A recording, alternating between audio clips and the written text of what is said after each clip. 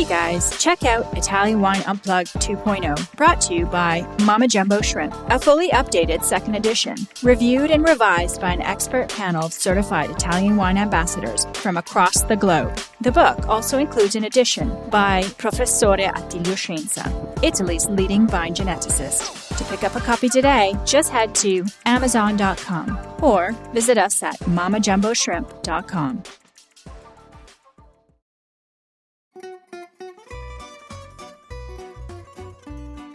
Welcome to Wine, Food and Travel with me, Marc Millon, on Italian Wine Podcast. Listen in as we journey to some of Italy's most beautiful places in the company of those who know them best, the families who grow grapes and make fabulous wines. Through their stories, we will learn not just about their wines, but also about their ways of life, the local and regional foods and specialities that pair naturally with their wines, and the most beautiful places to visit. We have a wonderful journey of discovery ahead of us, and I hope you will join me.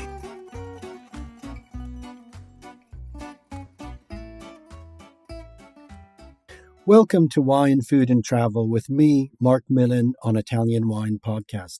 Today we are traveling to Tuscany, to the Chianti Classico, to meet my guest, Dr. Pepe Schib Graziani, who is the global wine ambassador for an important wine estate, Tenuta di Argiano.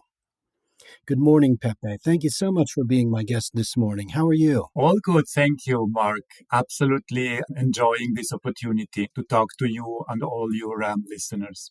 It's a real pleasure for us, too. Now, Pepe, before we move on to talk about Tenuta di Argiano, tell me a little bit about yourself. I know you're a dual national of Spain and Switzerland. You hold a PhD in marine biology. And while doing your military service, you served as a Swiss guard in the Vatican for Pope John Paul II. How did you get involved in Italian wine? Well, when I was living in Switzerland, my neighbor was one of the most important wine importers of Italian wine there. So actually, in the wine business, doing babysitting for a wine importer. That's the way I got in. Yes, I see. And you've worked for some impressive Italian wine companies, but you've been with the Jackson family now, the owners of Tenuta di Argiano, for quite a while. Tell us a little bit about that connection and about the Jackson family. When I was working 10 years ago with the Italian distributor of Tenuta di Argiano, I got to meet the Jackson family in California, and it was like love at first sight because it's a huge company, family-owned. We have so many estates just focused on quality. And that's also what we do in Tenuta di Argiano since 1994, when Jess Jackson and Barbara Banchi arrived to Italy, saw that place, and just bought 1,000 hectares of land. Wow, so that's an amazing story. They have such an impressive portfolio of wine estates, both extensively across California, Oregon, and Washington, but also internationally. Tenuta di Argiano is the only Italian estate, is that right? Yes, as for now, that's what it is. Take us to the southern Chianti Classico. Take us to this historic Tenuta di Argiano. Tell us a little bit about the background and describe it so our listeners can get an impression of where you are. Yeah, so imagine in 93 when Barbara Banchi and Jess Jackson arrived to Italy, as you said, to the southernmost part of the Chianti Classico, they were looking for land because Barbara has always said that the land is the most important thing to own. They normally look for a big chunk of land because that's when you can really protect also your vineyards that are inside that territory. And they found in Castelnuovo Berardenga these 1,000 hectares of beautiful hilly countryside with so much history, because already the Etruscan would have been producing agricultural products there. We had then in the 1500s noble families like Del Taia and the Piccolomini that started building houses, making like romantic gardens in there to embellish the property.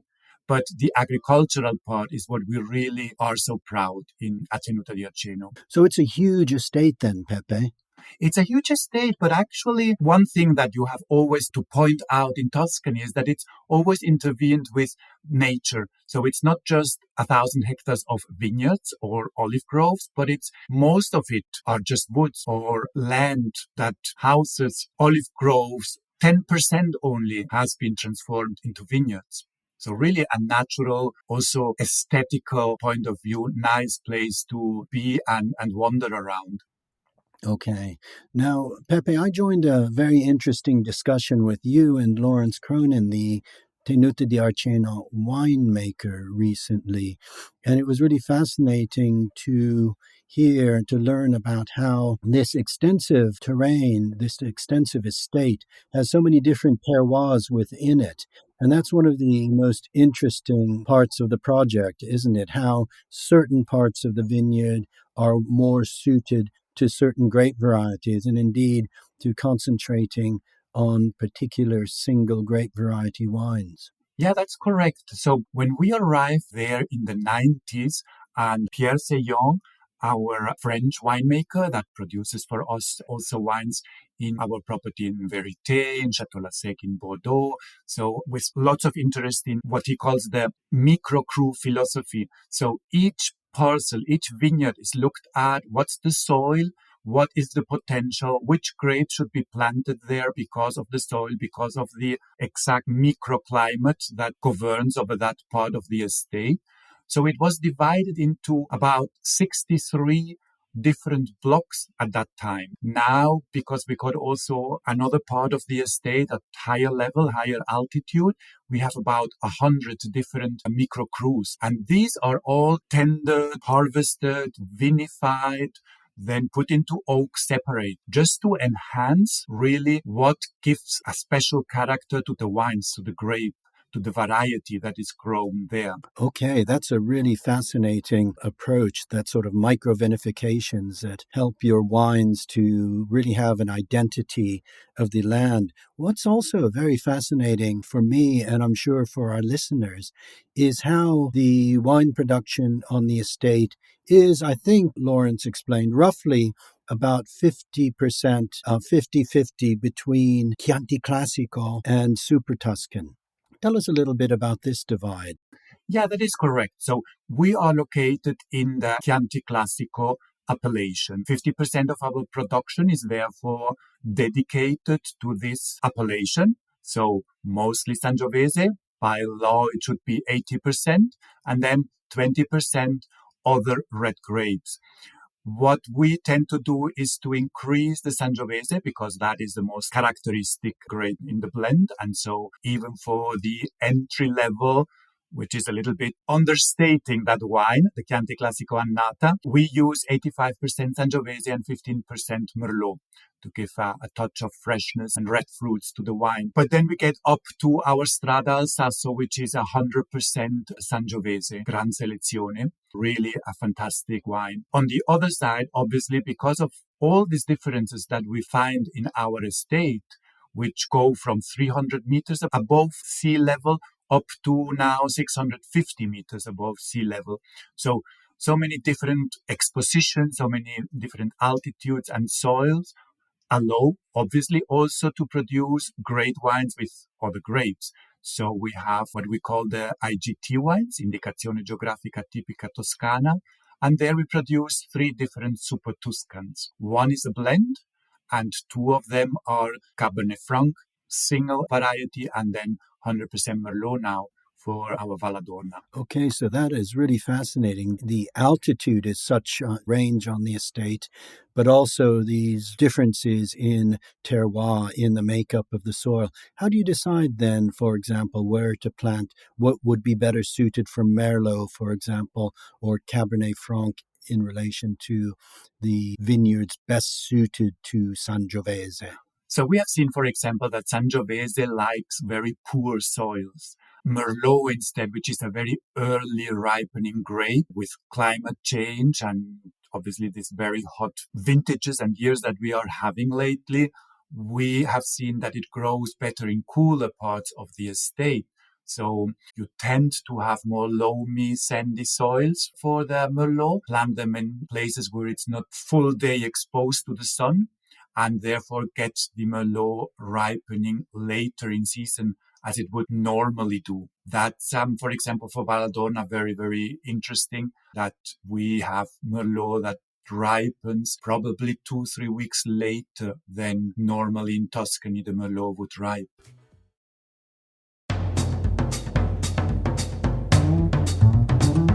Italian Wine Podcast. If you think you love wine as much as we do, then give us a like and a follow anywhere you get your pods.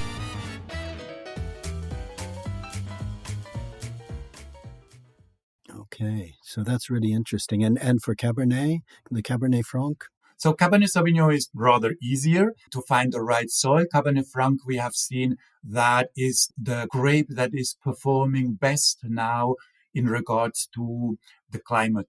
So these last years, we really can say that the Cabernet Franc, wherever we have got the vineyards, it's performing well on rainy vintages, on cool vintages, but hot vintages or really dry seasons do not really affect the quality of this grape. Oh, that's interesting. So climate change is really being part of the decision-making process of where vineyards are planted, which vineyards do best to take into account this reality. We have regrafted a lot of our vineyards from maybe Cabernet Sauvignon or Merlot because we have seen they are not producing the quality we really like for our wines. And we have regrafted them to Cabernet Franc because that is now really a good choice for Tuscany. So you will see in the future, not just from us, which started already in 2002 producing wines with Cabernet Franc, but you will see also more producers in Tuscany with good Cabernet Franc wines. Yes. Okay, well, let's talk about two flagship wines, Strada al Sasso, which you've already mentioned, the Chianti Classico Gran Selezione, and Arcanum, which we've been talking about, the Cabernet Franc. I had a chance to taste both wines just the other night, and complimenti, both are really beautiful expressions of grape variety as well as terroir. And though they're very different in style and taste, I think they share a beautiful concentration of fruit, a balance of acidity and tannin,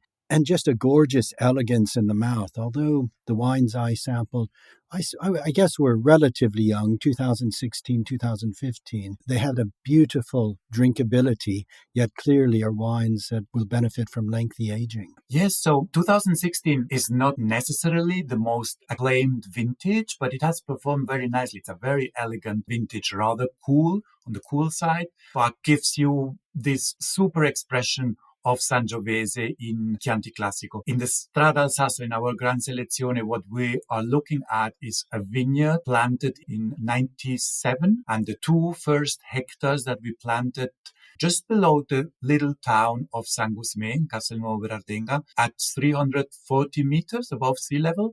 From that 2 hectares where the best Sangiovese at all at the estate grows, we take the best 35 barrels. So it's not only a Gran Selezione, it is a single vineyard, and it is also a barrel selection. So really the best of the best of our Sangiovese. Consider we have there about 15 different clones of Sangiovese planted on the same vineyard because we were experimenting with the clones more adapted to that kind of soil. We aged the wine for 12 months in second-use oak barrels, French barriques. And I think the result is, as you said, very clean, fruity nose, and then that super elegance that you probably would only find in Brunellos of big producers. It's an absolutely gorgeous expression of Chianti Classico. Tell us a little bit for readers not familiar with Gran Selezione, because it hasn't been around for that long. What makes a Gran Selezione Chianti Classico? So the Gran Selezione was really invented or defined for the vintage 2010, the first vintages that you will really find. So it kind of elevates the Chianti Classico Riserva, which has always been on the market, to something specific of the estate. So you have to declare from the beginning that single vineyard or that selection of grapes is going to make your Gran Selezione. You cannot bottle grapes that are not grown outside of your estate. So it really is a definition flagship of your estate. And it has to age for 30 months before you can release it into the market. Okay, so it's really a super Chianti Classico, defining both the terroir that it comes from, but also these longer and more important aging restrictions or requirements. Yes, we call it the point of the quality pyramid in Chianti Classico.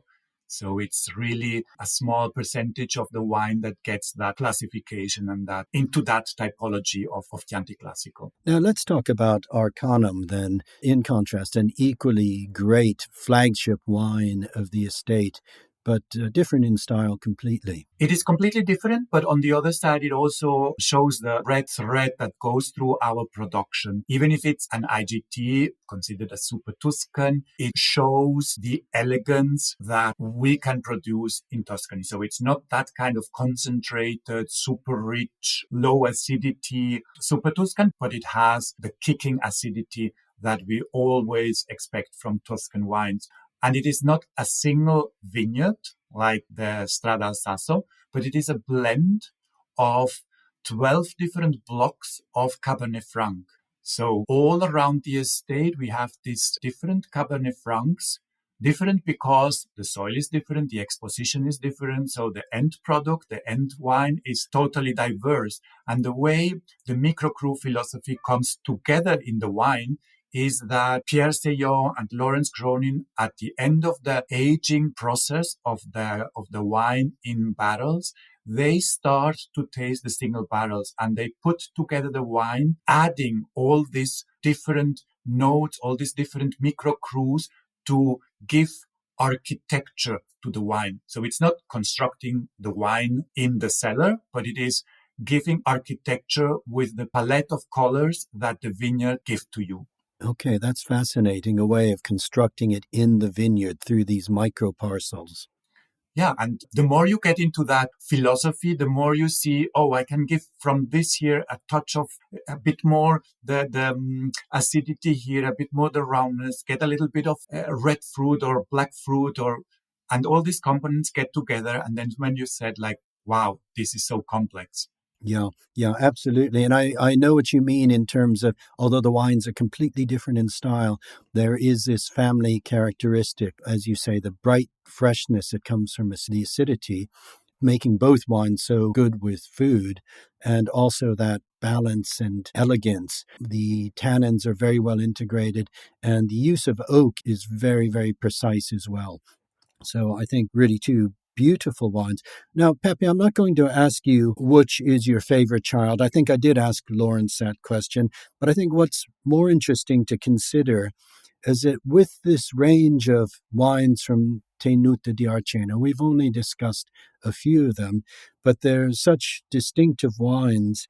And in relation to pairing them with foods, because I think these are clearly wines to enjoy with food, it's interesting to consider perhaps whether certain wines are more suited to different types of food. I mean, the Chianti Classico, the Strada al Sasso really cries out for a bistecca alla Fiorentina. It would just be divine with that.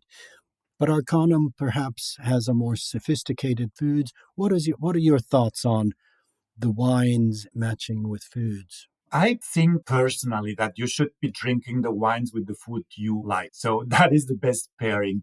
But then obviously on the other side, like you said, a Chianti Classico is paired better, and especially if it's a Riserva or a Gran Selezione, with some red meat, bistecca fiorentina or whatever red meat, like juicy steak you want when they are young. So make the difference. A young Chianti Classico paired with red meat, yes. If you go for our Strada al Sasso with age and it becomes more delicate, all that umami comes out of the Sangiovese. I believe they are much better paired after that to some truffles or to some mushrooms, like a nice tagliatelle funghi porcini. You can have their like really nice experience on the pairing. With the Super Tuscans, obviously we go to like more refined food. We maybe would pair to an Arcanum, to the Cabernet Franc, some really, savory stews made out of game. Wild boar is the first choice, obviously, in Tuscany. But in the northern part of Europe, we would maybe match to that some deer or some other game. Yes, absolutely. I'm imagining all of those foods with these great wines. And perhaps with the Merlot-based wines, what would you be enjoying those with? So drinkable, so beautiful to just enjoy drinking.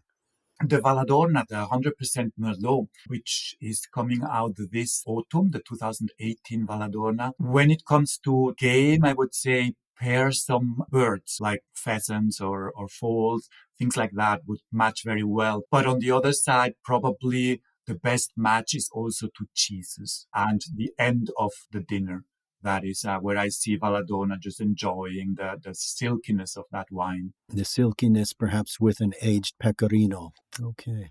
Now, final question, Pepe. Can you tell us about hospitality at Tenuta di Arceno? Our listeners like to travel and find and visit the places that we talk about.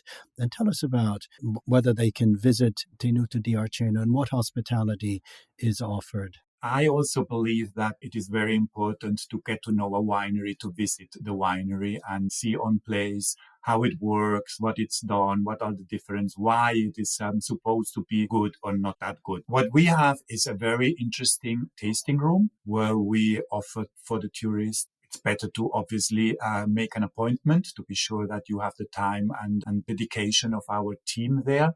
Andrea and Federica will always welcome you there and taste with you the wines, explain the vineyards, show you around the estate. If you have a little bit more time, we have discovered last year that in a secluded part of our forest, we have some truffles. So from September to about end of April, we can organize truffle hunting at the estate. Yeah, which is very enjoyable because you are out there in the nature with the dogs, and it's quite an experience, I can say. When it comes to hospitality in the sense of overnight accommodations or so, we do not have that possibility to offer to the guests. But I highly recommend we work together with Castel Monastero, close to our estate, and other different places. It's really nice resorts that we have all around the estate. Also, Rapolano Terme, where they have the sulfur baths. So there's lots of possibilities, and anyone who wants some more information can just write to us and we can give you good addresses that we highly recommend. Yes, well, that's great. Those sounds like wonderful places, and I certainly look forward to visiting Tenuta di Arceno. I haven't been yet, but I'm very eager to come and meet you and learn more about the estate. You know, the invitation is open, so whenever you want. Thank you, Pepe. It's been a great pleasure talking with you this morning, finding out more about Tenuta di Arceno and the great wines that are being produced there. Thank you so much for being my guest today. Thank you, Mark. Happy to do that. I hope to see you soon. Grazie. Ciao, a presto. Ciao. Ciao, a presto. Ciao.